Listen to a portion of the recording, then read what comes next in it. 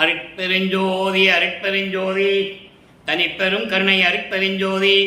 எல்லா உயிர்களும் இன்புற்று வாழ்க, வள்ளல் மலரடி வாழ்க வாழ்க, கொல்லா விரதம் போல எல்லாம் ஓங்குக, நல்லோர் நினைத்த நலம் பெறுக, நன்றி நினைத்த எல்லோரும் வாழ்க இசைந்து.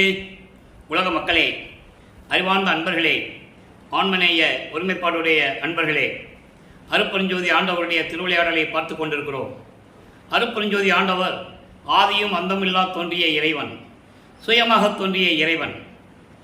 அருட்பெருஞ்ச ஆண்டவர் இந்த பிரபஞ்சத்தை படைத்து, யுகங்களை படைத்து, அதற்கான தொழில்களை படைத்து, பதத்தலைவர்களையும் படைத்து, அதாவது பிரம்மன், திருமால், ருத்திரன், மகேஸ்வரன், சதாசிவம் போன்ற பதத்தலைவர்களை படைத்து அவர்களுக்கு தேவையான தொழிலையும் கொடுத்து இந்த பிரபஞ்சத்தை இயக்க வைத்தார்கள்.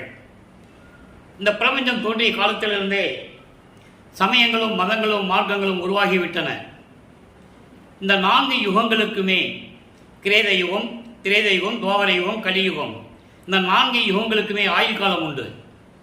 அதெல்லாம் முடிந்த பிறகு இப்போ நம்ம ஒளி யுகத்தில் இருந்துகிட்டு இருக்கோம்.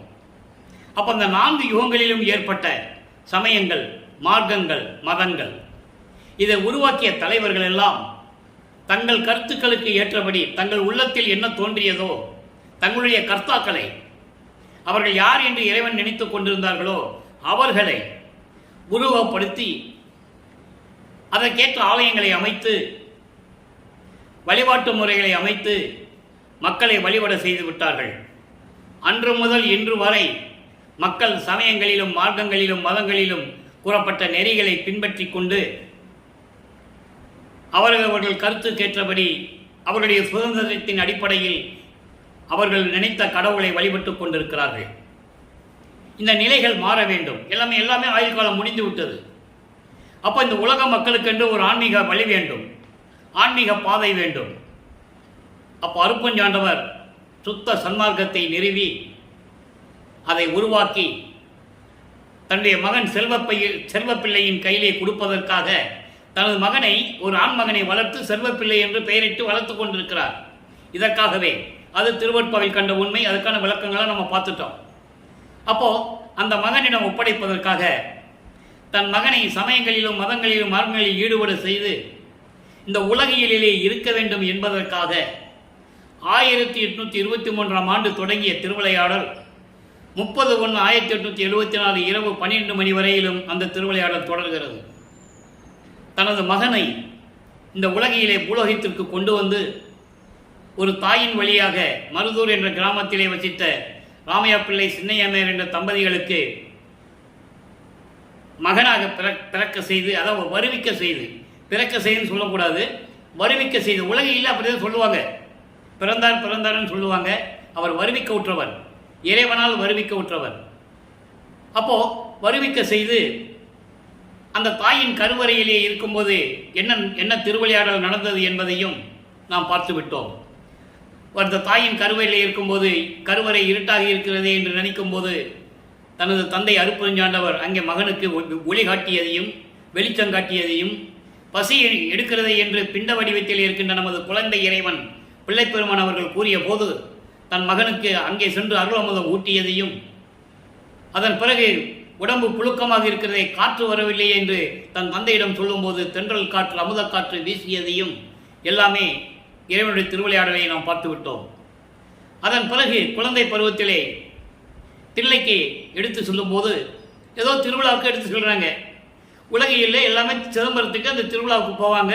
அப்போ இந்த நம்ம குழந்தை இறைவனையும் கூட்டி சொல்கிறார்கள். அங்கே சிதம்பர ரகசியத்தை காட்டியதையும், அதை திருவட்பாவிலே எந்தெந்த பாடல்களிலே கூறியிருக்கிறார் என்பதையும் பார்த்து விட்டோம். தில்லை தலைத்தலையை திரைதூக்க தரிசித்த போது வேய்வகை மேல் காட்டாதே, எந்தனக்கை வெளியாய் காட்டிய மெய் உறவா மெய்ப்பொருளே என்று கூறுவார். இந்த நகைகளை போட்டுக்கிட்டு, பட்டாடை உடுத்திக்கிட்டு, சூலாயுதம் வச்சுக்கிட்டு, இப்படியெல்லாம் உருவங்கள் இல்லாமல் வெட்ட வெளியாக காட்டிவிட்டாய், அதான் சிதம்பர ரகசியம். அந்த நிலைகளெல்லாம் முடிந்த பிறகு சென்னைக்கு செல்லுகிறார்கள். அங்கே 1ஆம் ஆண்டிலிருந்து 8 ஆண்டுகள் வரையிலும் தன் மகனுக்கு எந்த விதமான அருளையும் கொடுக்கவில்லை, காட்சியும் கொடுக்கவில்லை. அந்த காலகட்டத்தில் நமது குழந்தை இறைவன் பிள்ளைப்பெருமான் அவர்கள் எந்த பாடசாலையிலையும் போய் கல்வி கற்கவில்லை. மனசு இல்லை. இறைவன் திருவிளையாடல் செய்யும்போது எப்படி மனசு வரும்? யாரையும் குருவாக ஏற்றுக்கொள்ளவில்லை. எந்த ஆசிரியரிடம் கல்வி கற்கவில்லை. இந்த நிலை நீடித்துக் கொண்டிருக்கிறது. அப்போ அவர் பட்ட அவமானங்கள், ஏளன பேச்சுகள், கிண்டல்கள் எல்லாம் நமது குழந்தை இறைவன் மனதிலே தாங்கிக் கொண்டு இருந்து கொண்டிருக்கிறார். 9வது ஆண்டிலே இந்த 1823ஆம் ஆண்டு தொடங்கிய திருவிளையாடல் 1874 வரையிலும் 51 ஆண்டுகள் நடக்கிறது. இந்த 51 ஆண்டுகளை 8 8ஆக பிரிக்கிறார் அருட்பெருஞ்சோதி ஆண்டவர். ஒவ்வொரு 8 ஆண்டுகளிலும் தன் மகனுக்கு எப்படி அருளை கொடுக்கிறார் என்பதை தான் திருவெட்பாவிலே இருக்கும் பாடல்களில் இருந்து நாம் பார்த்து கொண்டிருக்கிறோம். ஆக 9வது ஆண்டிலே இறைவன் வந்து மகனை ஆட்கொள்ளுகிறார். மகன் முன் தோன்றி, மகனை நீ என்னால் வருவிக்க ஊற்ற மகன் இந்த பூலோகத்திற்கு, ஞானத்தை பெற்றுக்கொள். நல்ல கவனிங்க, ஞானம் மட்டும்தான் கொடுப்பாரு, மெஞ்ஞானம் எதுவும் இல்லை. முன்பருவம் பின்பருவம் காட்டி உனக்கு அருள் செய்வேன் என்று கூறி மறைந்து விடுகிறார். அதன் பிறகு நமது பிள்ளை பெருமானவர்கள் ஞானத்தை பெற்றுக்கொண்ட பிறகு பாடல்களை பாட ஆரம்பிக்கிறார். அப்போ திருவருள் முறையீடு உதயமாகிறது. திருவருள் முறையீடு மொத்தம் 232 பாடல்களை உடையது. இதுவரையில் நாம் 170 பாடலுடைய விளக்கங்களை பார்த்திருக்கிறோம். இன்று 171வது பாடலுடைய விளக்கத்தை பார்க்க போகிறோம். சமயங்களும் மதங்களும் மார்க்கங்களும் சூழ்ந்திருந்த காலகட்டங்களில் நமது பிள்ளை பெருமானவர்களுக்கு சுத்த சன்மார்க்கனம் என்னன்னு தெரியாது. அருட்பெருஞ்சாண்டவர் தான் இறைவனும் தெரியாது. சைவ சமய தலைவனாகிய சிவபெருமானை அவர்தான் இறைவன் என்று சொல்லி, ஏன்னா மக்கள் அப்படிதான் சிவபெருமான் தான் இறைவன் சொல்லிட்டு இருக்காங்க, வழிபட்டு கொண்டிருக்கிறார். அவருக்கு மறைப்பு நிலை இருக்கிறது. அந்த மறைப்பு நிலை எப்ப நீங்கினது என்றதை நான் ஏற்கனவே விளக்கம் கொடுத்திருக்கிறேன். இன்றும் ஒரு பாடலிலே நாம் பார்க்க போகிறோம். மறைப்பு நிலை இருக்கிற வரைக்கும் அவர் இந்த சமயங்களிலும் மதங்களிலும் மார்க்கங்களில் கூறப்பட்ட வழிமுறைகளை பின்பற்றி கொண்டு சைவ சமயத்தை சேர்ந்த குறியீடுகள், திருநீர் பூசிக்கொள்வதும், உத்தராட்ச மாலை அணிந்து கொள்வதும், குத்துவிளக்கேற்றி வழிபடுவதும், அந்த சங்கற்ப விகற்பங்கள், குறியீடுகள், பழக்க வழக்க முறைகள், இதெல்லாம் செய்து கொண்டு இறைவனை வணங்கிக் கொண்டிருக்கிறார். அந்த நிலையிலிருந்து நாம் இப்போ தொடங்க போகிறோம். 9வது ஆண்டில் ஆட்கொண்டதை 6ோடு 3வது ஆண்டிலே ஆட்கொண்ட அருள்கடலே என்று கூறுவார். ஆக இறைவன் வந்து தன்னை ஆட்கொண்டதை திருவெட்பாவிலே தெளிவுபடுத்துகிறார் வள்ளற்பெருமானவர்கள். அன்பர்களே, சமயங்களிலும் புராணங்களிலும் கூறப்பட்ட திருவிளையாடல்கள் மாதிரி அல்ல. திருவெட்பாவில் அருட்பெருஞ்சோதி ஆண்டிய திருவிளையாடல் உண்மையாக ஒவ்வொரு பாடலின் மூலமாக விளக்கமாக வள்ளற்பெருமானவர்கள் நமக்கு அருளி இருக்கிறார்கள். அதை நாம் பார்த்து கொண்டிருக்கிறோம். பாடலை நல்லா கவனிங்க. பாடல் உங்களுக்கு புரியாவிட்டாலும் கூட இறைவன் கொடுத்த விளக்கம் மிகவும் எளிமையாக இருக்கும். விடனாக பூனி மேலோய் என் நெஞ்சம் விரிதல் விட்டு என் உடனாக மெய்யன்பு உள் ஊற்றாக அருள் உற்றிடுதற்கு நின் அருள் உற்றிடுதற்கு இடனாக மெய்நெறிக்கு ஈடாக செய்குவது இங்கு உனக்கே கடனாக நிற்பது கண்டேன் பின் துன்பு ஒன்றும் கண்டிலனே. இது பாடல். இப்போ இறைவன் ஆட்கொண்ட பிறகு ஏன் நம்மளை இன்னும் ஆட்கொள்ளவில்லை என்ற ஒரு ஏக்கம் நமது குழந்தை இறைவனுக்கு உண்டு, பிள்ளை பெருமானுக்கு உண்டு. எல்லாருக்கும் இருக்கதானே செய்யும். இறைவனுடைய பிள்ளைன்னு தெரிஞ்சிருச்சு, மகனும் தெரிஞ்சிருச்சு, வெளியே சொல்ல முடியாது. இறைவனை ஆட்கொண்டாச்சு, அதுக்கு பிறகு எந்த விதமான பதிலும் இல்லை. இந்த நிலையில் இருக்கும்போது இந்த பாடல் உருவாகிறது. பாடலுடைய விளக்கம் பாருங்க.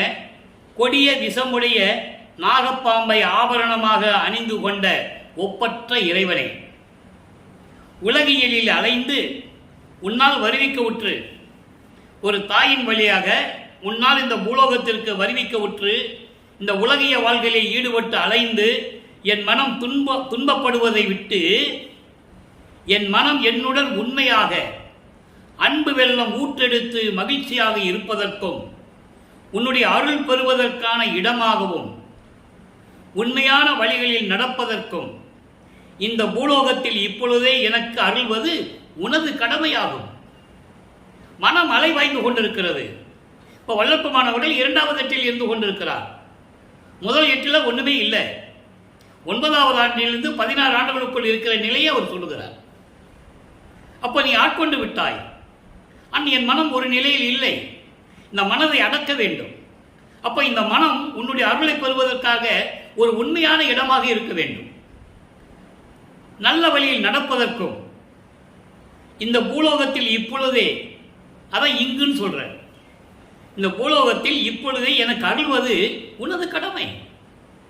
தந்தை மகனுக்கு செய்யக்கூடிய கடமை உனது கடமையாகும். உன் அருளை பெற்ற பின்பு எனக்கு எந்த துன்பம் வரப்போகிறது? நான் எந்த துன்பத்தையும் பார்க்க போறதில்லை, எந்த துயரத்தையும் அடையப் போவதில்லை. எனவே விரைவில் வந்து அருள்வாயாக என்று சொல்லி இந்த பாடலை நமக்கு அருளியிருக்கிறார்கள். இப்போ 13வது ஆண்டு தொடக்கத்தில் இவர் ஞானம் பெற்ற பிறகு 13வது ஆண்டு தொடக்கத்தில் அதிலிருந்து திருவொற்றியூருக்கு போகிறார். மனம் அங்கே போக சொல்லுது. நான் ஏற்கனவே கூறியது போல மனம் போக சொல்றது என்பதை விட அருப்பஞ்சாண்டவர் தன்னுடைய மகனுடைய உள்ளத்தை தூண்டி விடுகிறார். என் மகனை அங்கே கூட்டு போ, திருவொற்றியூருக்கு கூட்டு போ, ஏன்னா பக்குவப்படுத்த வேண்டும். ஒவ்வொரு 8 ஆண்டுகளுக்கும் தன் மகனை எப்படி பக்குவப்படுத்துகிறார் என்பதை தான் 1ஆம் திருமுறையிலிருந்து 6ஆம் திருமுறைக்கு நாம் பார்த்து கொண்டிருக்கிறோம். இப்போ அப்படி 2ஆம் திருமுறையிலே பாடல்கள் உருவாகிறது. மொத்தம் 113 பதிகம், 1207 பாடல்கள். இதுவரை 18 பதிகங்களை பார்த்திருக்கிறோம். திருவொற்றியூருக்கு போகிறது, நமச்சிவாயா, சிவாய நம, ஓம் சிவாயா அப்படின்லாம் பாடுறது, வருந்தி இறைவனிடம் முறையீடு செய்கிறது. அதுக்கப்புறம் அங்கே எந்த விதமான புரோஜனம் இல்லை. திருமலை வயலுக்கு போகிறாரு, மாசிலாமணின்னு உருகுறாரு, அங்கேயும் எந்த விதமான புரோஜனம் இல்லை. திருவள்ளித்தாயத்துக்கு வராரு, அங்கேயும் கந்த துணி கட்டிகிட்டு இருக்கிய, யாரை ஏமாத்துக்காங்க நின்றுட்டு இருக்க, எனக்கு ஒரு கந்த துணியை கொடு, அப்பனும் பிள்ளையும் சேர்ந்து நிற்போம், இந்த உலகம் சொல்லட்டும் அப்படின்லாம் பாடுவார். அந்த விளக்கங்களையும் நம்ம பார்த்துட்டோம். இப்போ 19வது பதிகம் அருள் விடை வேட்கை. இது 6வது பாடலை இன்னைக்கு பார்க்குறோம். அருள் விடை வேட்கை என்பது இறைவனிடமிருந்து எப்படியாவது அருளை பெற வேண்டும் என்ற ஒரு ஏக்கம், விருப்பம், தாக்கம். எப்படி இறைவனை முறையீடு செய்து அதை கேட்கிறார். எளிமையான பாடல். வனம் கொள் நாகமணித்தலை ஐந்துடை பணம் கொள் செல்வ படம் பக்கநாதரே. படம் பக்கநாதர்னா விஷப்பாம்பு, நாகப்பாம்பு கழுத்துல சுத்திட்டு இறைவன். கணம் கொள் காமனை காய்ந்து, கணம் கொள் காமனை காய்ந்து உயிர் ஈந்த நீர் வணங்குவார்க்கு என்கொள் வாய் திறவாததே.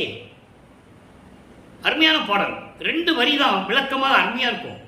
அதாவது 5 தலை பாம்புடைய விஷப்பாம்புகளை எல்லாம் அணிந்து கொண்டிருக்கிற பெருமானே, ஒரு காலத்தில் ஆணவமாக தெரிந்த காமனை, அதாவது மன்மதனை எரித்து பின்பு அவனுக்கு உயிர் கொடுத்து வாழ வைத்த நீர் இங்கே வணங்குகின்றவர்களுக்கு வாய் திறக்காமல் இருப்பது ஏன்? நானும் வந்து நின்று கொண்டிருக்கிறேன், உன்னை வணங்கி கொண்டிருக்கிறேன், எனக்கு அருளை ஏன் கொடுக்கவில்லை என்று கேட்கிறார். மன்மதன் 5 கணைகளை தொடுப்பான். 5 கணைகள் என்று சொல்வார்கள், 5 கணைகளை விடுத்தான் என்று சொல்லுவார். 5 கணைகள் என்பது 5 மலர்களாலான கணைகள். 1 தாளம்பூ, 2 அசோக மர, அந்த அசோகப்பூ, குவளை மலர், அசோக மலர், குவளை மலர், தாமரை மலர், மல்லிகைப்பூ மலர், மாம்பூ, மாமரத்தில் இருக்கின்ற பூ. ஒவ்வொரு பூக்கும் ஒரு குணம் உண்டு.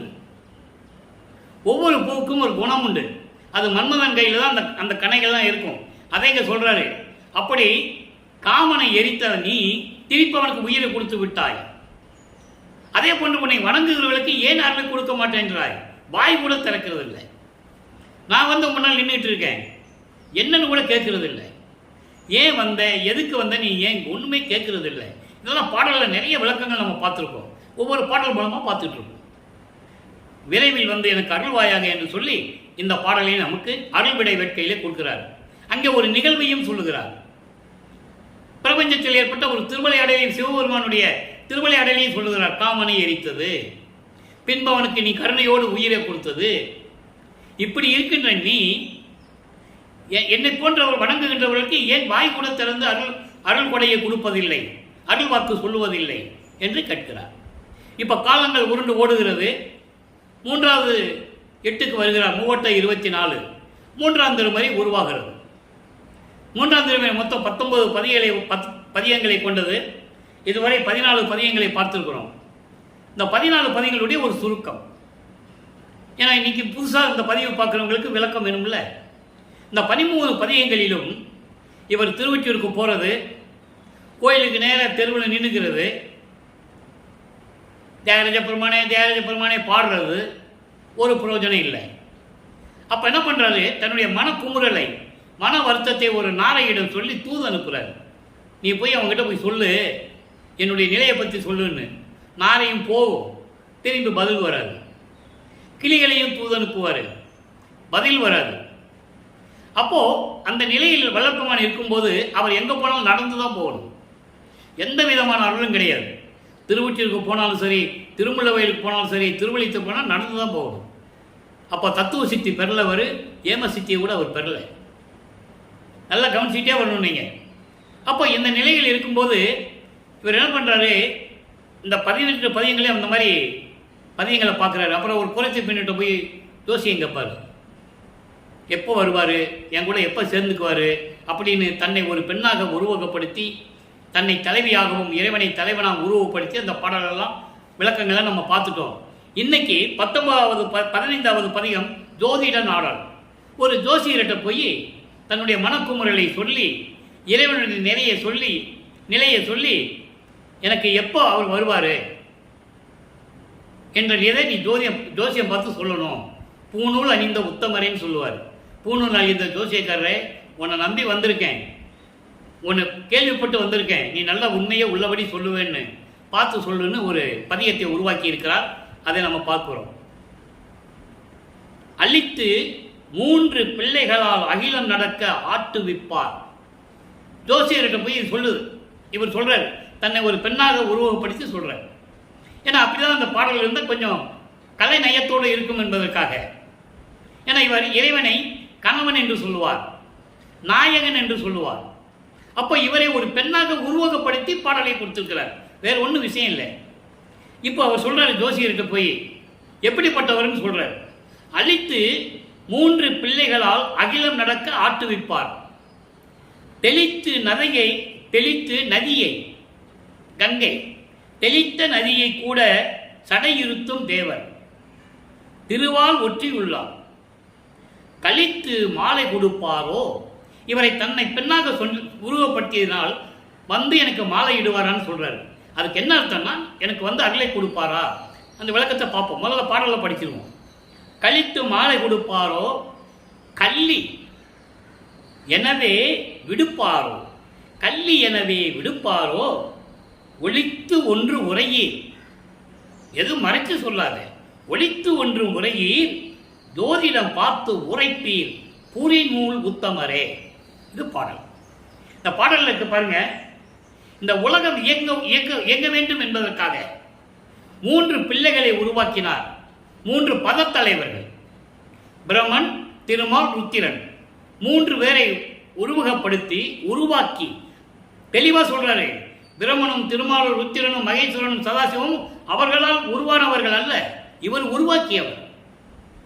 பிரபஞ்சத்தை இயக்குவதற்காக இவர் உருவாக்கியவர். அந்த உண்மையை நீங்க எந்த புராணங்களிலும் சமயங்களுடைய நூல்களிலும் நீங்க பார்க்க முடியாது. திருவருட்பாவில் தான் பார்க்க முடியும். அழித்து 3 பிள்ளைகளால் அகிலம் நடக்க ஆட்டுவிப்பார். இப்படி பிரம்மன், திருமால், ருத்திரனை 3 பேரையும் படைத்து இந்த உலகம் இயங்க வேண்டும் என்பதற்காக அருளை கொடுத்து கட்டளை இட்டார். அகிலம் நடக்க ஆட்டுவிப்பார். அவர் கண்ட்ரோல தான் வச்சிருக்கிறார். ஆட்டுவிப்பார். அப்படிப்பட்ட இறைவன், கங்கையை சடையில் சூடிய இறைவன், திருவொற்றியூரில் இருக்கின்ற இறைவன், பூநூல் அறிந்த ஜோசிடரே, நல்ல ஜோசியம் பார்த்து சொல்லு, மறைக்க வேண்டாம், எதையும் மறைக்க வேண்டாம், உள்ளதை உள்ளபடி சொல்லுன்னு சொல்லிட்டு கேட்கிறாரு. கழித்து மாலை கொடுப்பாரோ, என்னை மகிழ்வோடு வந்து ஆட்கொள்ளுவாரா? இல்லை என்றால் இவன் ஒரு திருடன், வஞ்சகன் என்று சொல்லி என்னை விட்டு விடுவாரா? பெண்ணாக சொல்லியதால் கல்லின்னு சொல்றாரு. அவ திருடி, அவளை ஏற்றுக்க முடியாது அப்படின்னு அவர் நினைக்கிறாரா? இல்லை அவளை ஏற்றுக்கலான்னு சொல்லி மாலை கொடுத்து மாலை போட வருவாரா அப்படின்னு ஜோசியர்கிட்ட கேட்கிறார். அதாவது என்னை வந்து ஆட்கொள்ளுவாரா? இல்லை, இவன் தேவையில்லை, இவன் வீணா போனவன், திருடன், வஞ்சகன் என்று சொல்லி என்னை நழுவ விட்டு விடுவாரா என்று மறைக்காமல் உள்ளதை உள்ளபடி, ஜோதிடரே நீங்கள் எனக்கு ஒரு ஜோதிடம் சொல்லுங்கள், பூணில் அணிந்த உத்தமரே என்று கூறுகிறார். ஆக அவருடைய மனநிலையை உலக மக்களுக்கு தெரியப்படுத்துகிறார். 24 ஆண்டுகள் வரையிலும் வருவிக்க உற்று 24 ஆண்டுகள் வரையிலும் எந்த விதமான அருளை பெற முடியாமல் நமது பிள்ளை பெருமானவர்கள் துன்பப்பட்டு கொண்டிருக்கிறார்கள், மனம் வலிந்து கொண்டிருக்கிறார்கள். வெளியே சொல்ல முடியாது. இங்க வீட்டுக்கு வந்தா இவங்களுடைய பிரச்சனை, கண்டிப்பு, ஏளன பேச்சுகள், அதெல்லாம் மனசுல தாங்கிட்டு தான் இருக்காரு. நீங்களே உலகில் வந்த செவி வெளி வந்த செய்திகளை நீங்க கேட்டிருப்பீங்க. சபாபதி அவரை வீட்டுக்குள்ள விடாதுன்னு சொன்னதும், சாப்பாடு போடாதுன்றது மனைவிட்டு சொல்றதும், இதெல்லாம் உலகியல்ல பேசிட்டு இருந்தாங்க. அது உலகியல் விளக்கம், அதில் ஒன்றும் தவறு இல்லை. ஆனால் பாடல்களிலே சொல்லப்பட்டதுள்ள நிலைகள், அவருடைய மனநிலைகள் எப்படி இருந்தது என்பதை ஒவ்வொரு பாடலிலே நாம் பார்த்து கொண்டிருக்கிறோம். ஆக அன்பர்களே, நமது பிள்ளை பெருமானவர்கள் இந்த பூலோகத்திற்கு வருவிக்க உற்று சமயங்களிலும் மதங்களிலும் மார்களில் ஈடுபட்டு கொண்டு 24 ஆண்டுகள் வரையிலும் இறைவனிடம் முறையீடு செய்து கொண்டும் இறைவன் மீது பாடி தன்னுடைய மனநிலையை எப்படியெல்லாம் உரைக்கிறார், எப்படியெல்லாம் சொல்லுகிறார் என்பதையும் நாம் பார்த்து விட்டோம். இப்போ நிலைகள் மாறுகிறது. இப்போ இந்த 3 பிள்ளைகள் பிரம்மன், திருமால், ருத்திரன் 3 பேரை உருவாக்கி ஆட்டு வைப்பார்னு சொன்னார்ல, அதுக்கு திருவடி புகழ்ச்சியிலேயே சொல்லுவார். திருவடி புகழ்ச்சியிலேயே மறையவன் உலகு செயலாக்குகின்ற அதிகார வாழ்வை ஈந்தருளும் பதம், மறையவன் செயல் உலகை ஆக்கின்ற அதிகார வாழ்வை ஈந்தருளும் பதம் தெளிவா சொல்லிட்டார். மறையவன் பிரம்மன். அதே திருமாலுக்கும் சொல்லுவாரு, மால் உலகு காக்கின்ற வன்மை பெற்று அடிமையின் மதிந்திட அளிக்கும் பதம். இறைவனுடைய கட்டளைப்படி தான் அவன் நடக்கணும், அடிமை மாதிரி இருக்கணும். அடிமையின் மதிந்திட அளக்கும் பதம். அதே மாதிரி ருத்திரனுக்கு சொல்லுவாரு, வாய்ந்திடும் இயல்கோள், வாய்ந்திடும் உரித்திரருக்கு இயல்கோள் முத்தொழில் செய்யும் வன்மை தந்து அருளும் பதம். இது திருவடி புகழ்ச்சியில் சொல்லுவாரு. சுத்த சன்மார்க்கத்தை பெற்ற பிறகு எப்படி சொல்ற பாருங்க, சிருட்டி தலைவரை சிருட்டி அண்டங்களை அருள் திரள் வகுத்து அருட்பெருஞ்சோதி. அப்பதான் அவர் அருட்பெருஞ்சோதி சொல்லுவார் சுத்த சன்மார்க்கத்தை பெற்ற பிறகு. அதே மாதிரி காவல் செய் தலைவரை காவல் அண்டங்களை ஆபக அமைத்த அருட்பெருஞ்சோதி. அப்படி இவங்களாம் உருவாக்கினது யாரு? அருட்பெருஞ்சோதி வந்துருச்சா? அதுக்குதான் இந்த பாடல சொல்றாரு, அழித்து 3 பிள்ளைகளால் அகிலம் நடக்க ஆட்டுவிப்பார். அப்ப அவருக்கு அதான் சொல்ல முடியும். அது மாதிரி சொல்லுவாரு, மறைக்கும் தலைவரை அழிக்கும் தலைவரை அவர் அண்டங்களை அழுக்கு அற அமைத்தார் பெருஞ்சோதி. ஆக 3 பிள்ளைகளை உருவாக்கியது, அதாவது பதத்தலைவர்களை உருவாக்கியது, அவங்களுக்கு அண்டங்களை கொடுத்து பதவிகளை கொடுத்து படைத்தல் காத்தல் அழித்தல் போன்ற தொழிலை கொடுத்து நீங்கள் இந்த உலகத்தை பிரபஞ்சத்தை இயக்குவீர்கள் என்று கட்டளையிட்டது அருட்பெருஞ்சோதி என்று சொல்லுகிறார். ஆக இந்த நிலைகள் மாறுகிறது. இப்போ 4வது எட்டில் நமது பிள்ளை பெருமானவர்கள் அடியெடுத்து வைக்கிறார். 4வது எட்டு என்பது 4×32 24 ஆண்டுகள் வரைக்கும் இந்த நிலை தொடர்கிறது. 25வது ஆண்டிலிருந்து 32 ஆண்டுகளுக்குள் என்ன நடந்தது என்பதை 4ஆம் திருமுறையிலிருந்து பார்க்கிறோம். 4ஆம் திருமுறையிலே இருந்த பதியங்களை எல்லாம் பார்த்து விட்டோம். இறுதியாக பதியம் 2 அருட்பிரகாச மாலையிலே இறைவன் தெருவழியாக நடந்து வந்து கதவை திறந்து எப்படி அருளை கொடுக்கிறார் என்பதை பார்த்து கொண்டிருக்கிறோம். இன்று 91வது பாடல், மொத்தம் 100 பாடல்களை கொண்டது. ஏன் இவர் கதவு போட்டார் என்றதுக்கு ஒரு சின்ன விளக்கம். 27வது ஆண்டு தொடக்கத்தில் வல்லப்பவன் அவர்கள் தனக்கொடி அம்மையாருக்கு தாலி கட்டி திருமாங்கல்யம் பூட்டி அந்த அம்மாவுக்கு மோட்ச வீட்டை காட்டி விமோசனத்தை கொடுத்தது.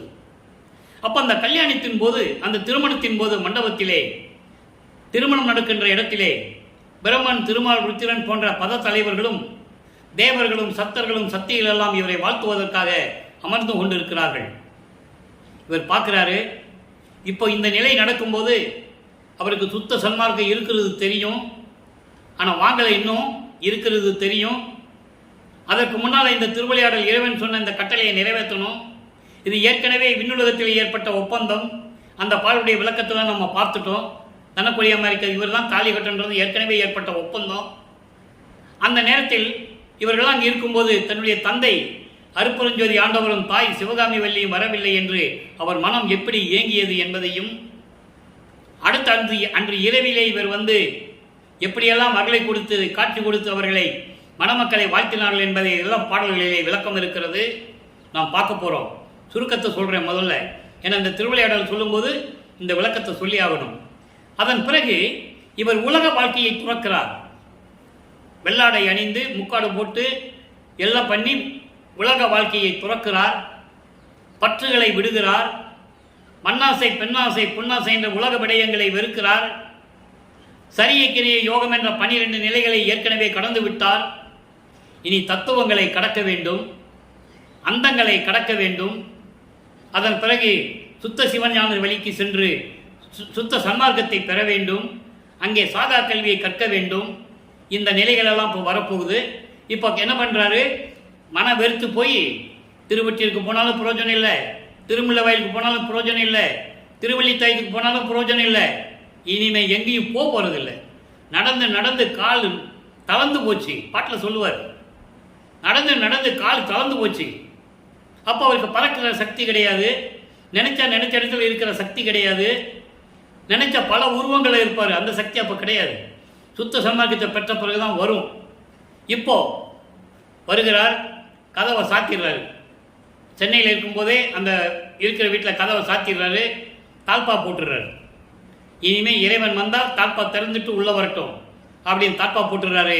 இப்போ இறைவன் வருவதை அந்த பாடலிலே எப்படி கூறுகிறார் என்பதையும், எப்படிப்பட்ட திருவடிகள் தெருவிலே விண்ணுலகத்திலிருந்தே வந்து மண்ணிலே கால் பதிந்து கல்லிலே அந்த திருவடி பணிந்து கால் வலிக்க சிவந்து போய் எப்படியெல்லாம் தெருவிலே நடந்து வந்து கதவை திறந்து வா மகனே என்று என்னை அழைத்து ஒரு அருள் கொடையை கொடுத்தார் என்று சொல்லுகிறார். அந்த அருள் கொடை என்பது ஒவ்வொரு பாடலிலும் ஒவ்வொரு விதமாக இருக்கும். ஏமசித்தி, ஏமசித்தியை பெற்ற பிறகு தத்துவ சித்தி, அப்புறம் தத்துவங்களை எப்படி கடக்கணும்னு சொல்கிறது, அந்தங்களை எப்படி கடக்கணும்னு சொல்கிறது. இதெல்லாம் 4ஆம் திருமுறையிலே பிரசாத மாலையிலே நாம் பார்த்து விட்டோம். 10 கொடைகள் எப்படி கொடுத்தாருங்க அங்கே பார்த்துட்டோம். இங்கே 2ஆம் திருமுறையில் அருள் கொடைன்னு சொல்லுவார். அதனுடைய விளக்கத்தை 3வது பதியத்தில் நம்ம பார்த்துட்டோம். பிரசாத மாலையில் அருள் கொடை என்பது ஒரு கொடை. அது என்ன கொடைன்றது இப்போ நம்ம 6ஆம் திருமுறையில் வரும்போது ஒவ்வொரு பாடல் மூலமாக நம்ம பார்க்க போகிறோம். நல்லா கவனிச்சிட்டு வாங்க. இப்போது கதவை சாத்திட்டார், தாழ்பா போட்டார். இறைவன் வருகிறார். எப்படி வரார்? புண்தலை என் தலை என புண்தலை. புண்தலைன்னா மரமண்டன் சொல்லுவாங்கல்ல உலகியல்ல. அறிவே இல்லடா உனக்கு, மண்டையில் என்னதான் வச்சிருக்க, அதான் புண்தலை. மரமண்டன் சொல்லுவாங்க. எவ்வளவு சொன்னாலும் உன் மரமண்டையில் ஏறல, களிமண்ணா வச்சிருக்க சொல்லுவாங்கல்ல, அதான் புண்தலை. புண்தலை என் தலை என நான் அறியாமல் ஒரு நாள் பொருந்திய போதினில் சிவந்து பொருந்திய பொன்னடிகள். இவர் ஒரு திண்ணையில் படுத்திருக்கிறார். அப்போ இறைவன் வருகிறார். இறைவன் வருவது அவருக்கு தெரியும்.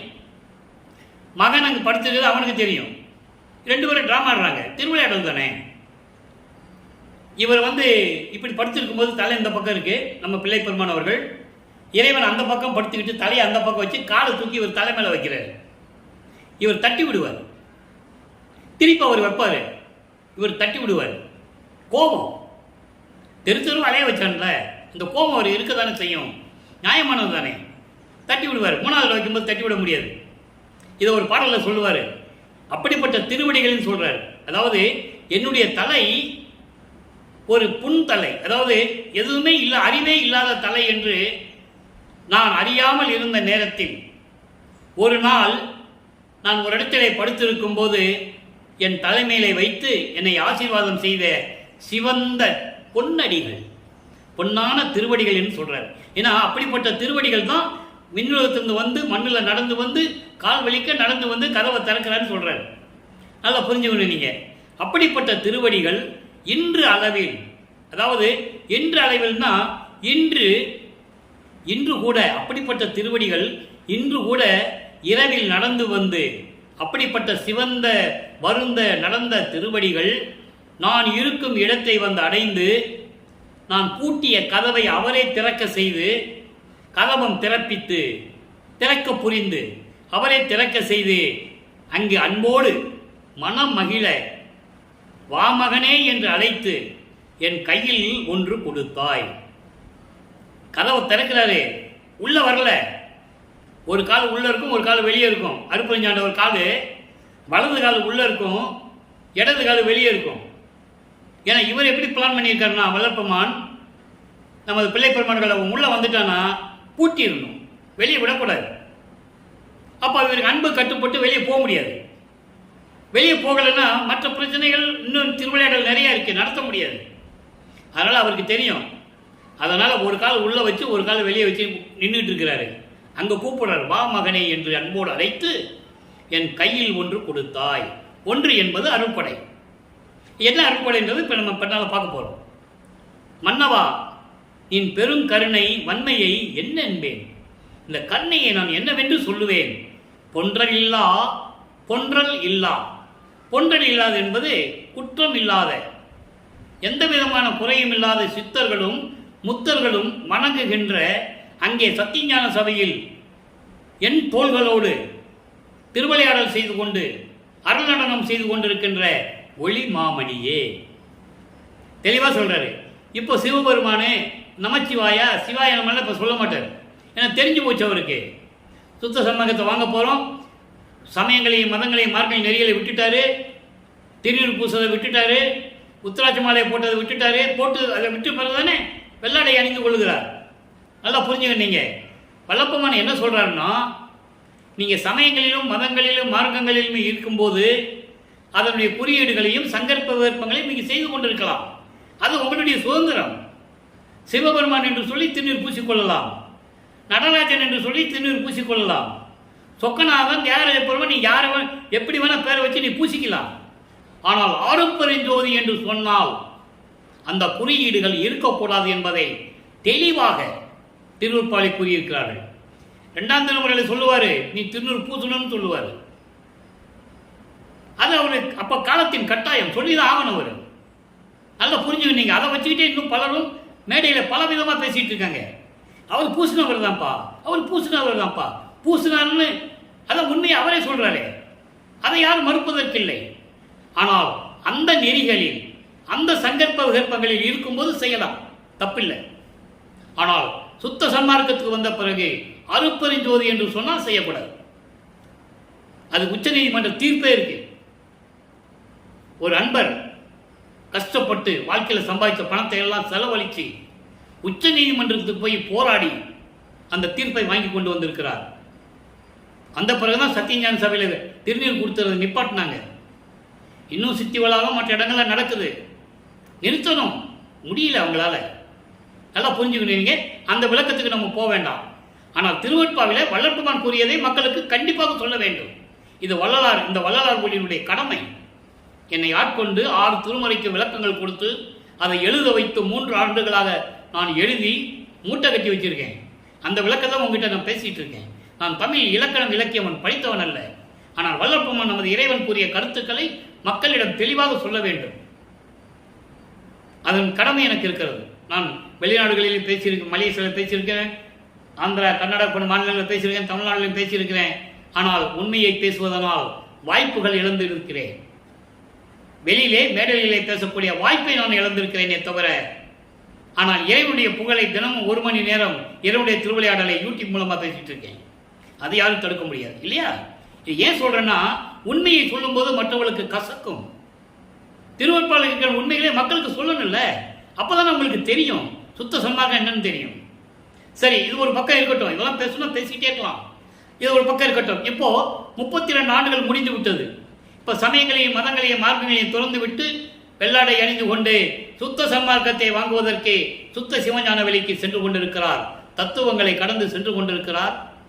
அதை அருட்பெருஞ்சோதி அட்டகத்திலேயே நீங்கள் படித்திருக்கலாம். தத்துவங்களை அனைத்தும் தனித்தனியாக கடந்தேன். தத்துவாதீத நிலையில் சித்தியல் முழுதும் தெரிந்தேன். அவை மேல் சிவநிலையை தெரிந்திட சென்றேன். மக்கள்கிட்ட சொல்லணும். எங்க போனாரு? சுத்த சிவஞான வெளிக்கு போனாரு. அப்போ அவருக்கு தத்துவ சித்தி கிடைச்சிருச்சு. பறந்து போவாரு, நினைச்ச இடத்துல இருப்பாரு, எத்தனை உருவங்களை வேணாலும் இருப்பார். அப்ப அதை வாங்கிட்டாரு. ஏன் நீங்க அகவல்லியை படிச்சுக்க, 7ஆம் நிலை மீசை ஏற்றி எந்தனுக்கு 6 காட்டிய அருட்பெருஞ்சோதி சொல்லுவாரு. அதுக்கு பிறகு கடத்திய அருட்பெருஞ்சோதி சொல்லுவார்.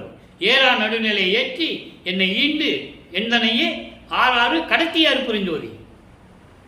அகவலை நீங்க படிச்சிருக்கலாம். ஆக உண்மையை எல்லாமே சொல்லிட்டு இருக்கார் வளர்ப்பமான், திருவருட்பாளர் சொல்லியிருக்காரு. ஆக இப்போ என்ன பண்றாரு, சுத்த சன்மார்க்கத்தை வாங்க போனாரு. எப்படி வாங்கினாருன்னு நம்ம ஏற்கனவே விளக்கம் சொல்லியாச்சு. வாங்கினாரு, சாகா கல்வி அங்கே எல்லாரும் முன்னிலையும் கற்றுக் கொடுக்குறாரு, மகனுக்கு கற்றுக்கிட்டு இருக்காரு. அதையும் மெய்யர்கள் வியப்பிலே அந்த பாடலெல்லாம் சொல்லியாச்சு. இப்போ வாங்கிட்டு மறுபடியும் பூலோகத்திற்கு வருகிறார். வந்து கரும்புலியிலே உறைவிடமாக கொள்ளுகிறார். அங்கே 9 ஆண்டுகள் இருக்கிறார். அப்போதான் இந்த நிகழ்வுகள்லாம் நடக்குது. அப்பனும் மகனும் சேர்ந்து எப்படியெல்லாம் பிளான் பண்ணுறாங்க. இன்னும் அவர் வடலூருக்கு வரல. நம்ம 5வது எட்டில் தான் இருந்துகிட்டு இருக்கோம். 33வது ஆண்டிலிருந்து 40 ஆண்டுகளுக்குள் என்ன நடந்தால் பார்த்துட்டு இருக்கோம். அடுத்த மாதம் வரும்போது நம்ம இங்கே வடலூருக்கு வரும்போது தர்மசாலையிலே உருவாக்கும் போது அந்த நிலைகள்லாம் எப்படி இருந்ததுனால நம்ம பார்க்க போகிறோம். அப்போ எந்தெந்த பாடல் கிடைச்சது பார்க்க போகிறோம். அதுக்கு பிறகு இங்கேருந்து வடலூர்லேருந்து சித்திவாளகம் போன பிறகு அங்கிருந்து சபையை கட்டின பிறகு என்னென்ன பாடல்கள் உருவாச்சு, முக்கியமாக ஞானசரியை 28 பாடல்கள். நம்ம அப்போ தான் இந்த பாடலுடைய விளக்கத்தை பார்க்க போகிறோம்.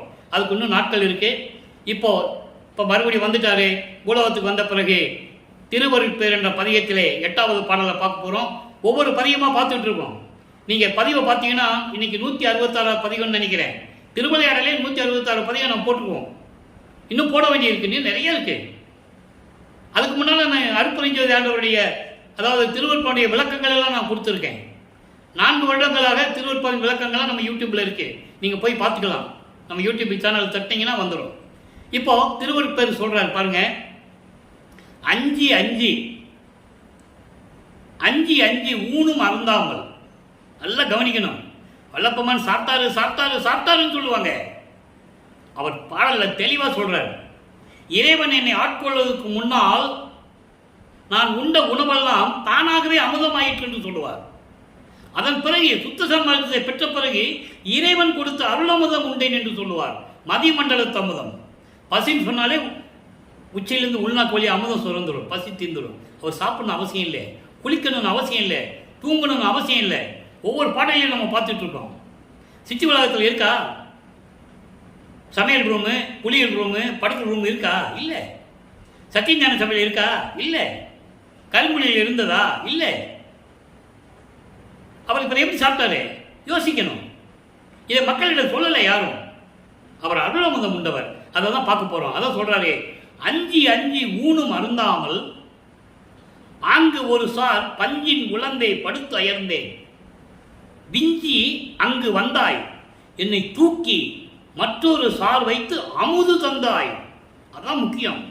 அமுது தந்தாய். என் நான் செய்த தவம்.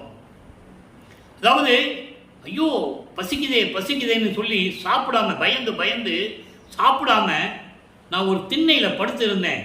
ஒரு பஞ்சு காத்துல பறந்தா எப்படி சிக்கிக்கிட்டு தவிக்கும், அந்த மாதிரி நான் சிக்கி தவித்து பசியால அசந்து போய் தூங்கிட்டேன்.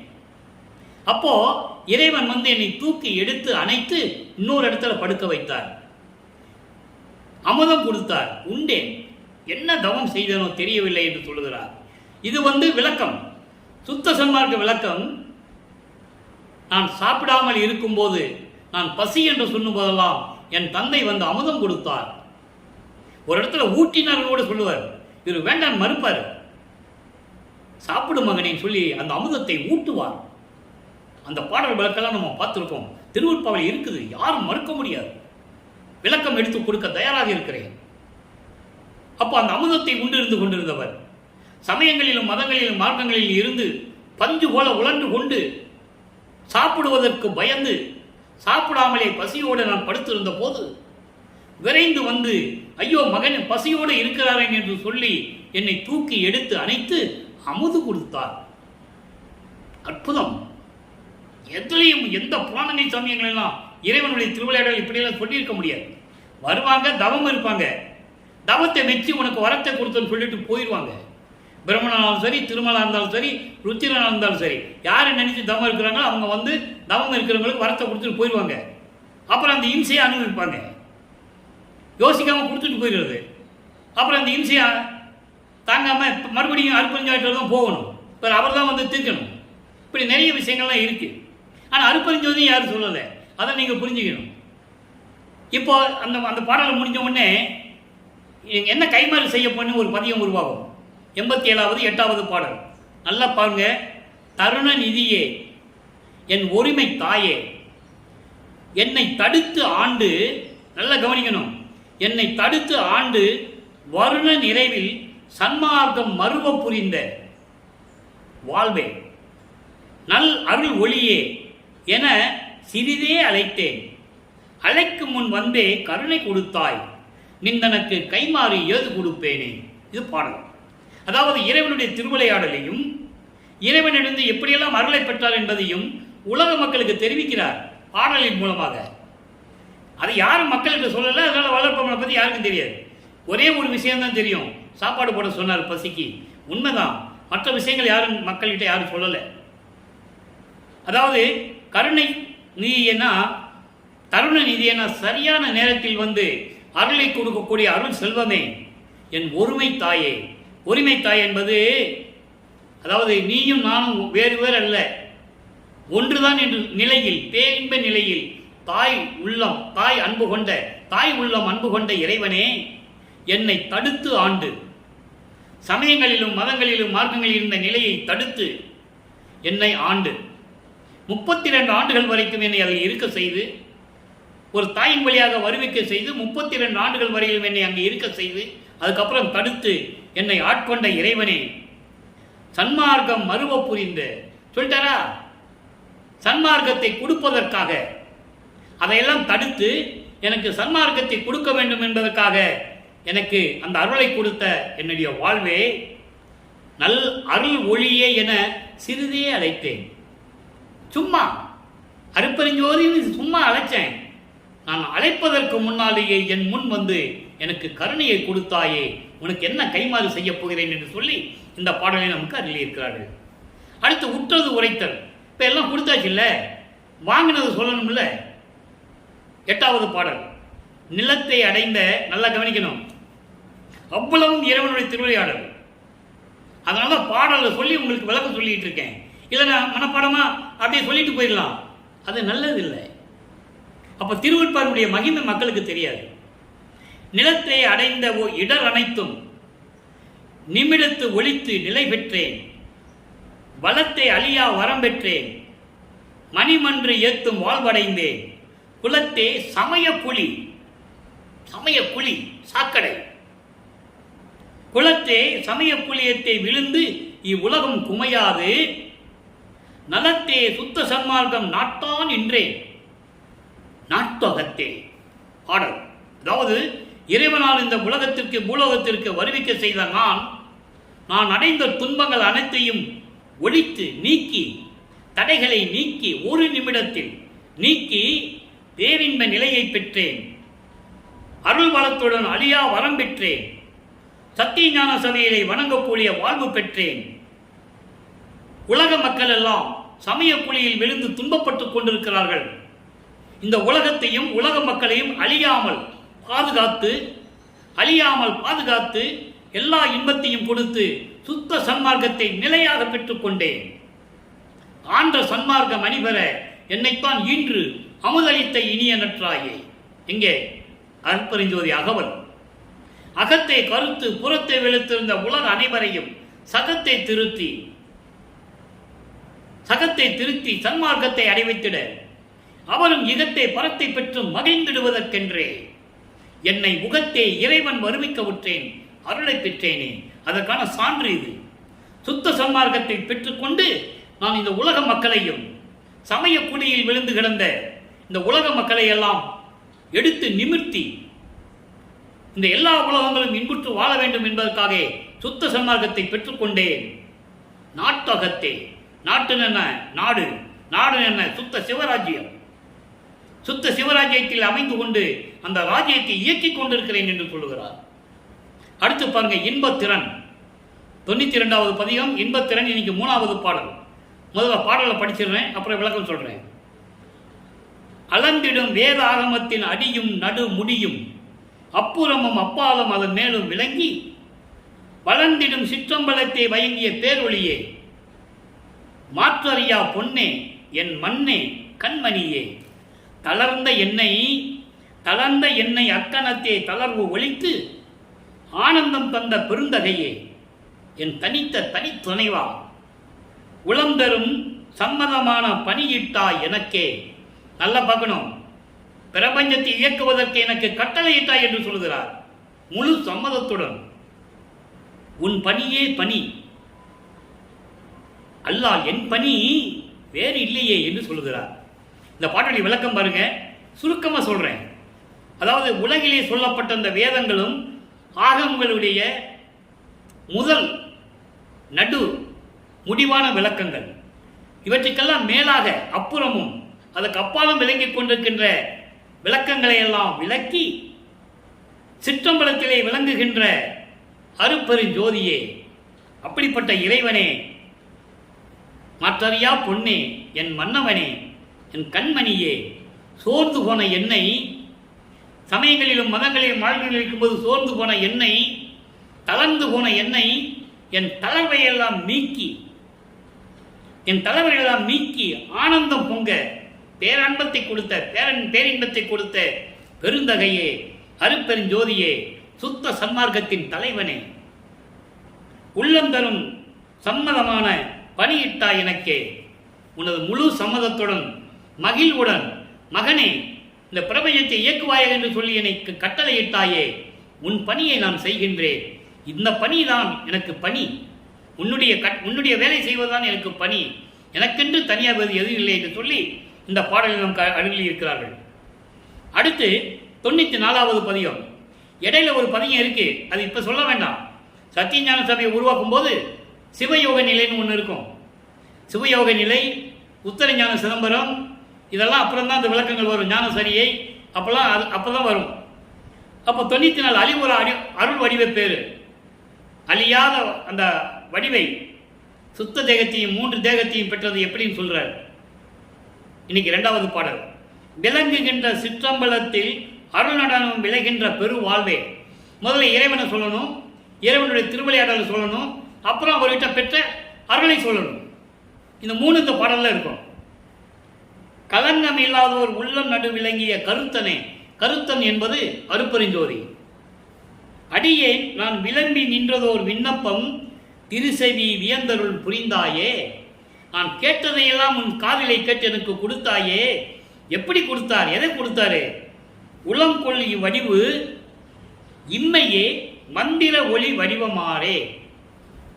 அதாவது திருச்சிற்றம்பலத்திலே விளங்கிக் கொண்டு திருவிளையாடல் செய்து கொண்டிருக்கின்ற இறைவனே, கலங்கம் இல்லாதோர் உள்ளம் நடு விளங்கிய அருட்பெருஞ்சோதியே, இந்த அடியேன் சொன்னதையெல்லாம் மனதில் வைத்து எல்லா அருளையும் கொடுத்தாயே.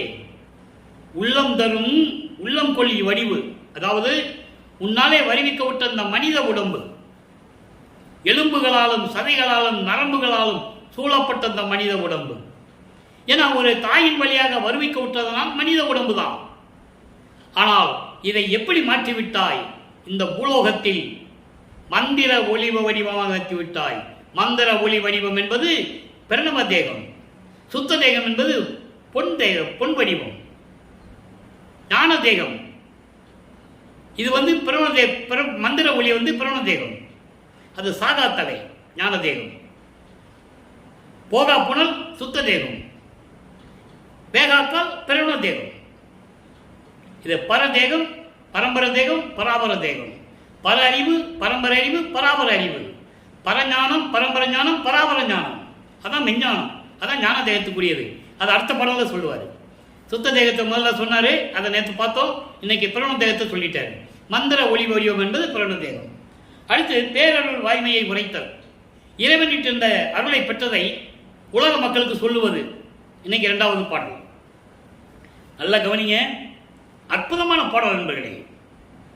பிரபஞ்சத்தின் உண்மையையும் இறைவனுடைய திருவிளையாடலை சொல்லணும்ல, அவரே சொல்லுகிறார். தற்ஜோதி என் உயிர் சத்திய ஜோதி, தனித்தலைமை சிற்றோதி, மாற்று ஒளி தீபக ஜோதி, என் சித்தத்து உள்ளே நற்ஜோதி, ஞான நல் நாடக ஜோதி, நலம் புரிந்த பொற்ஜோதி, ஆனந்த பூரண ஜோதி, என் புண்ணியனே. இறைவனை பற்றி சொல்கிறார். அதாவது சுயமாக தோன்றிய இறைவன் அருட்பெருஞ்சோதி, மெஞ்ஞானத்தில் இருக்கின்ற இறைவன், சத்தியஞான சபையில் அங்கே திருச்சிற்றம்பலத்தில் விளங்கிக் கொண்டிருக்கின்ற இறைவன், எல்லாரையும் கொடுத்த பொன்னான இறைவன் அருட்பெருஞ்சோதி, ஆனந்த ஜோதி என் புண்ணியனே என்னுடைய இறைவன் என்று சொல்லுகிறார். அடுத்த பாடல் பாருங்க, பொன் வடிவப்பேரு. பொன் வடிவப்பேரு நல்ல கவனிக்கணும். பொன் வடிவம் சுத்த தேகம். 96வது பாடல் 1வது பாடல், 96வது பதிகம் 1வது பாடல். அருப்பெருஞ்சோதி அவயம் அவயம். நீங்க வழக்கமானவர்கள் சமயங்களிலும் மதங்களிலும் மார்க்கங்களில் இருக்கும்போது அதாவது அருப்பெருஞ்சோதி சொல்ல மாட்டார், தெரியாது. சுத்த சன்மார்க்கத்தை பெற்றப்பதான் உலக மக்களுக்கு சொல்றார். அருப்பெருஞ்சோதி ஆண்டவரே நான் உனக்கு அடைக்கலம், அதாவது பொருள் பெருஞ்சோதி புனைந்தந்து இருள் பெருங்கார் அல்லல் அல்லல் கடல் கடத்தி அக்கறை மேல் ஆனந்தம் கொண்டதற்கு அபயம் கொடு. இது பாடல். அதாவது நான் சமயங்களிலும் மதங்களிலும் மார்க்கங்களில் இருக்கும்போது நான் பட்ட துன்பங்கள் கொஞ்சம் நஞ்சம் அல்ல. அப்படிப்பட்ட இறைவன் அருப்பெருஞ்சோதி எனக்கு சுத்த சன்மார்க்கத்தை கொடுத்து, புனை என்று சொல்கிறார். புனை என்று சொன்னால் தெப்பம். தெப்பன்ற அலை இருக்காது, அலைகளுடைய ஆரவாரம் இருக்காது. ஆனால் துன்பக்கடல் ஆரவாரம் இருக்கும். அதான் பின்னால் சொல்றாரு, அல்லல் கடல் கடத்தி எனக்கு சுத்த சன்மார்க்கத்தை கொடுத்து துன்பங்களையும் துயரங்களையும் தரக்கூடிய சமயங்களையும் மதங்களையும் மார்க்கங்களுடைய நெறிகளை கடக்க செய்து எனக்கு பேரின்பத்தை கொடுத்தாயே, நான் என்ன சொல்லுவது, நான் உன் அடைக்கலமே என்று சொல்லுகிறார். அடுத்து 110வது பதிகம் தனித்திரளங்கள். இத்தனை பாடல்களில் விளக்கம் சொன்னாதான் இறைவனுடைய திருவிளையாடல் பூரணமாக முடியும். இன்னைக்கு பதிவு பூரணமாக புரியணும்னா இத்தனை பாடல் நம்ம சொல்லணும். இறைவனுடைய திருவிளையாடல் எப்படி நடந்தது, எப்படியெல்லாம் இறைவனிடம் அருளை பெற்றுக்கொண்டு சொல்லணும். இப்போ தனித்திரளங்களில் 89வது பாடல் நல்லா பாருங்க. என்னால் ஓர் துரும்பும் அசைத்து எடுக்க முடியாதே, எல்லாம் செய்வல்லான் என்று எல்லாரும் புகழும் நின்னால் இவ்வுலகிடை நான் வாழ்கின்றேன். அரசே நின் அருள் பெற்று அழியாத நிலையை அடைந்திட எந்தன்னால் ஓர் சுதந்திரம் இல்லை கண்டாய். நினது சகல சுதந்திரத்தை என்னால் தயவு செயல் வேண்டும். பின்னால் என்றில் சிறிதும் தரித்திருக்க மாட்டேன். பேரானை உரைத்தேன் என் பேராசை இதுவே. இது பாடம். இதனுடைய விளக்கம் பாருங்க. அதாவது உலகத்தில் எல்லாம் சொல்லுவாங்கல்ல, நம்மளால் என்ன செய்ய முடியும், ஒரு துரும்பு கூட நம்மளால் அசைக்க முடியாது, எல்லாம் அவன் செயல் என்று சொல்லுவார்கள். அது போல அதான் சொல்றாரு, என்னால் எதுவுமே செய்ய முடியாதே, எல்லாம் அல்ல அவன் செயல், எல்லாம் அல்ல இறைவனுடைய செயல் என்று சொல்லுவார்களே. அப்படிப்பட்ட இந்த உலகில் உலக மக்கள் அப்படித்தானே சொல்லுவாங்க. நம்மகிட்ட என்னப்பா இருக்கு, நம்மளால் ஒரு துரும்பு கூட அசைக்க முடியாது, எல்லாம் அவன் செயல் என்று சொல்லுகின்ற இந்த உலகத்தில், இந்த பூலோகத்தில் நீ என்னை வருவிக்க செய்து நான் இந்த பூலோகத்தில் இருந்து கொண்டிருக்கிறேன். இந்த பூலோகத்திலே எனக்கு நீ உன்னுடைய அருளை எல்லாம் அழியாத நிலையை நான் அடைய வேண்டும், அடைய வேண்டும். அதான் சொல்றாரு, நீ அருள் பெற்று அழியாத நிலையை அடைந்திட எந்த நாள் ஒரு சுதந்திரம் இல்லை கண்டாய். என்னால் எந்த விதமான சுதந்திரம் கிடையாது. அதே நேரத்தில் உன்னுடைய சகல சுதந்திரத்தையும் எனக்கு அருள் செய்ய வேண்டும். நான் பின்னால் கொடுக்குறேன் அப்படின்னு சொன்னால் என்னால் ஒத்துக்க முடியாது, அதான் என்னால் பொறுத்துக்க முடியாது. இது உன்மேல் ஆணை, இது என்னுடைய பேராசையும் கூட என்று சொல்லி இந்த பாடலை அருளியிருக்கிறார்கள். ஆக அன்பர்களே, இறுதியாக ஒரே ஒரு விளக்கம். நான் ஏற்கனவே கூறியது போல வல்லப்பெருமானவர்கள் இந்த பூலோகத்திற்கு வருவிக்க உற்று 9வது ஆண்டில் அவருடைய தந்தை அருப்பஞ்சாண்டவர் ஆட்கொண்ட பிறகு அவருக்கு மறைப்பு நிலையை கொடுத்தார் என்று ஒவ்வொரு நாளும் நாம் கூறிக்கொண்டிருக்கிறோம். அந்த மறைப்பு நிலையை எப்படி நீக்கினார், எப்படி அந்த மறைப்பு நிலை ஏற்பட்டது என்பதை மெய்யுருள் வியப்பிலே 112வது பதியத்திலே 54வது பாடலிலே கூறுவார். மிகவும் எளிமையாக இருக்கும். அதிலே நிறைய சூட்சமமான விளக்கங்கள்லாம் இருக்கிறது. நூல் விளக்கம் அல்ல, இறைவன் கொடுத்த சுத்த சன்மார்க்க விளக்கம். நல்ல கேளுங்க. என்னை மறைத்த மறைப்பை நீக்கி, நல்லா கவனிக்கணும், ஒரே வரிதான், என்னை மறைத்த மறைப்பை நீக்கி. இதுக்கே ஒரு மாதம் விளக்கம் சொல்லணும், அவ்வளவு விளக்கங்கள் இருக்குது. நான் சுருக்கமாக சொல்கிறேன். அதாவது நான் உன்னிடம் செல்வ பிள்ளையாக வளர்ந்து கொண்டிருக்கும் போது என்னை எப்படியெல்லாம் சீராட்டி பாராட்டி வளர்த்தாய். என் தாயாகிய சிவகாமி வள்ளியிடம், இவன் என் மகன் செல்வப்பிள்ளை, பூலகத்தை இயக்கப் போகின்றவன், இவனை தங்கத்தாலும் பவளத்தாலும் மணிகளாலும் நவரத்தினங்களாலும் அலங்கரிக்கப்பட்ட தொட்டிலை சீராட்டி பாராட்டி வளர்த்து கொடு என்று நீ சொன்னாய். பாடலிற்கு இங்கே பேசக்கூடிய கருத்துக்கள் அத்தனையுமே திருவூர்பாவில் கண்ட உண்மைகள். வளர்க்க சொன்னாய். அதன் பிறகு அவளோ பூலோகத்திலே ஒரு செவிலித்தாயிடம் ஒப்படைத்து விட்டாள். அவளோ கிழிந்த துணியை தொட்டு கட்டி என்னை ஆட்டி விட்டாள், கிள்ளியும் விட்டாள். அப்போ தத்துவத்தை சேர்ந்த தத்துவ குடும்பத்தை சேர்ந்தவர்கள் என்னை எப்படியெல்லாம் பயமுறுத்தினார்கள் தெரியுமா? உன் மகன் பட்ட பாடு என்ன தெரியுமா? நீ என்னை கண்டுகொள்ளவே இல்லை, நீயும் கண்டுகொள்ளவில்லை, சிவகாமி வெள்ளியின் தாயும் கண்டுகொள்ளவில்லை பாடலிலே கூறுவார். அப்போ அதெல்லாம் சொல்லிவிட்ட பிறகு இவருக்கு ஒரு மறைப்பு நிலை ஏற்பட்டது. சமயங்களிலும் மதங்களிலும் மார்க்கங்கள் இருக்கும்போது மறைப்பு நிலையை கொடுத்து விட்டார். சுத்த சம்பாக்கியத்தை வாங்கின பிறகு அதெல்லாம் சொல்றாரு. அந்த மறைப்பை நீக்கி தன் மகனுக்கு அவன் யார் என்று காட்ட வேண்டும். அதை சொல்றாரே, என்னை மறைத்த மறைப்பை நீக்கி என்னை காட்டினாயே சொல்லிட்டாரா? இவர் யாருன்னு தன் மகனுக்கு அவன் யாருன்னு நம்ம காட்டணும். அப்படிங்கும்போது அவனுடைய மறைப்பை நீக்குகிறார். மறைப்பை நீக்கணும் உடனே அங்கே விண்ணுலகத்திலே ஏற்பட்ட எல்லா இதுவும் அவருக்கு நினைவு வந்துடும். என்னை காட்டிட்டாய், என்னை காட்ட மட்டுமல்ல இறைவா, நின்னையும் காட்டினாய். நான் சமயங்களிலும் மதங்களிலும் மார்க்கங்களில் இருக்கும்போது சிவபெருமான் தான் சொல்லிட்டு இருந்தேன். சமய சைவத்தினுடைய தலைவன் தானே சொல்லிட்டு இருந்தேன். அருப்பஞ்சோதி நான் சொல்லலையே. அப்ப நீ யாருன்னு இன்னைக்கு எனக்கு காட்டிட்ட. நின்னையும் காட்டினாய். இவ்வளவு விளக்கம் இருக்கிறது. என்னையும் காட்டினாய், என் மறைப்பை நீக்கினாய், என்னையும் காட்டினாய் இறைவா, நின்னையும் காட்டி கொடுத்தாய். நீ யாருன்னு எனக்கு சொல்லிட்ட. அப்ப நான் யாருன்னு எனக்கு தெரியாது இல்லையா? இப்ப நீ எனக்கு சொல்லிட்ட. காட்டி வளர்த்தாய். வளர்த்தாய்ன்னு சொல்லிட்டாரா? என்னையும் நின்னையும் காட்டி வளர்த்தாய். அமுது ஊட்டியே, அதான் முக்கியம். சாப்பிட்றா மகன் சொல்லி சாப்பாடு கொடுக்கல. நல்லா புரிஞ்சுக்கணும் நீங்க. எந்த இறைவன் எந்த மகனுக்கு அமுதத்தை ஊட்டியது? அருப்பஞ்சாண்டவர் தன் மகனுக்கு அமுது ஊட்டி வளர்த்துக் கொண்டிருக்கிறார். என்னை காட்டி வளர்த்தாய் அமுது ஊட்டியை. மக்கள்கிட்ட யாரும் சொல்லல, மக்களுக்கு தெரியாது. வள்ளலாருன்னா ஏதோ தெருவில் போனாரு, அலைஞ்சாரு, போனாரு, இங்க போனாரு, அங்க போனாரு, இங்க போனாரு, அங்க போனாரு, இப்படியா தான் கதை பேசிட்டு இருந்தாங்க. உண்மையை யார் சொல்றது? ஒரு ஆளு கூட சொல்லல. அவர் அமுதம் ஊட்டி வளர்ந்தவர்ப்பா, இறைவன் பிள்ளைப்பா. அவருக்கு மறைப்பு நிலை இருந்தது. சமயங்களிலும் மதங்களிலும் மார்க்கங்களில் இருக்க வச்சது அருப்பஞ்சாண்டவர் தான். அதுக்கப்புறம் அது இல்லைன்னு மக்கள்கிட்ட சொல்லணும், அதுக்காக அங்கே இருந்தாரு. அதுக்காக திண்ணூர் பூசிட்டு இருந்தாரு, உத்தராட்சி மாலையை போட்டுக்கிட்டு இருந்தாரு. அப்புறம் அருப்பஞ்சாண்டர்லாம் வேண்டான்ட்டார் மகனேன்னு சொல்லி சுத்த சன்மார்க்கத்தை கொடுத்தாரு. இப்போ அதெல்லாம் வேண்டான்னு சொல்றாருப்பா, நீங்களாம் விட்டுருங்க. சுத்த சன்மார்க்கத்துக்கு வர மாதிரி இருந்தால் நீ எல்லாம் விட்டுடணும், விட்டுட்டு தான் வரணும்னு சொல்லணும். அப்போ இந்த நிலையில் அமுது ஊட்டியே சொல்லிட்டாரா? மறைப்பை நீக்கினேன், நான் யாருன்னு காட்டிட்டு, உன்னையும் காட்டிட்டு, நான் அமுதை ஊட்டிட்டு, எனக்கு எல்லாம் தெரிஞ்சிருச்சு. அடுத்து முன்னை மறைக்கும் எட்டா நினது பெருமை தன்னையே முன்னி மகிழ்ந்து பாட புரிந்தாய் அடிமை என்னையே. முன்னொரு காலத்தில் வேதங்களுக்கு அறிய முடியாத இறைவன் நிறைய பாடல்கள் சொல்வது உண்டு. அவர் அதெல்லாம் நம்ம நிறைய விளக்கங்கள் பார்த்துருக்கோம். இன்னைக்கு நேரம் இல்லை, சமயம் கிடைக்கும் போது அந்த விளக்கங்கள்லாம் நான் சொல்றேன். மறைகளுக்கும் வேதங்களுக்கும் எட்டாத இறைவன், அப்படியெல்லாம் கிடைக்க முடியாத இறைவனை உனது பெருமையை என்ன பாட வைத்து விட்டாய், என்னை அடிமையாக்கியே என்று கூறுகிறார். ஆக அன்பர்களே, இன்றைய பாடல் பதிவு உங்களுக்கு தெளிவாக புரிந்திருக்கும் என்று நான் கருதுகிறேன்.